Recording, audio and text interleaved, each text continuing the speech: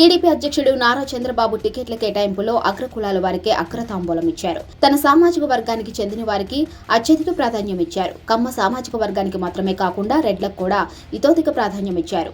ఆయన టికెట్ల పంపకాలు చూస్తే సామాజిక న్యాయం ఎలా సాధిస్తారనేది ప్రశ్నగానే మిగులుతుంది. బీసీలకు పట్టం కడుతానని టీడీపీ బీసీల పార్టీ అని చెప్పే చంద్రబాబు మాటలన్నీ అబద్ధమేనని తేలిపోతుంది. బీజేపీ జనసేనలతో పొత్తు కారణంగా చంద్రబాబు నాయకత్వంలోని టీడీపీ రాష్ట్రంలోని మొత్తం 175 అసెంబ్లీ స్థానాల్లో 144 సీట్లకు పోటీ చేస్తుంది. వీటిలో తన కమ్మ సామాజిక వర్గానికి 32 సీట్లను కేటాయించారు.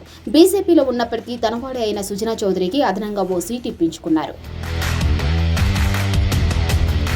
వైఎస్ఆర్ కాంగ్రెస్ పార్టీ అధినేత ముఖ్యమంత్రి వైఎస్ జగన్ రెడ్లకు అధిక ప్రాధాన్యం ఇస్తున్నారని ప్రచారం చేస్తున్న ఎల్లో బ్యాచ్కు, ఎల్లో మీడియాకు చంద్రబాబు రెడ్లకు కేటాయించిన స్థానాలే సమాధానం చెబుతాయి.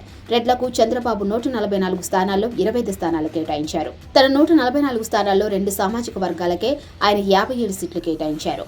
ఇక మిగిలింది 87 స్థానాలే. వీటిని మిగతా సామాజిక వర్గాలకు పంచిపెట్టారు. ఇదే చంద్రబాబు బీసీ నినాదం గుట్టు. ఉమ్మడి ప్రకాశం, నెల్లూరు జిల్లాలతో పాటు రాయలసీమ జిల్లాల్లో అవునన్నా కాదన్నా రాజకీయంగా రెడ్లదే ఆధిపత్యం. అందువల్ల రెడ్లకు సీట్లు కేటాయించకుండా చంద్రబాబు కూడా తప్పించుకోలేరు. అయితే ఉమ్మడి అనంతపురం జిల్లాలో కమ్మ సామాజిక వర్గానికి చంద్రబాబు సీట్లు కేటాయించాల్సి వచ్చింది.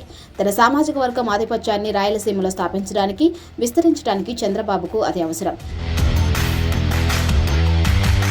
దానికి తోడు కొంతమంది రెడ్లకు వైఎస్ జగన్ సీట్లను నిరాకరించి బీసీ మైనారిటీలకు కేటాయించారు. ఆ రెడ్లు టీడీపీలో చేరి ఆ పార్టీ తరపున పోటీకి సిద్ధపడ్డారు. వారికి చంద్రబాబు టికెట్లు ఇచ్చారు.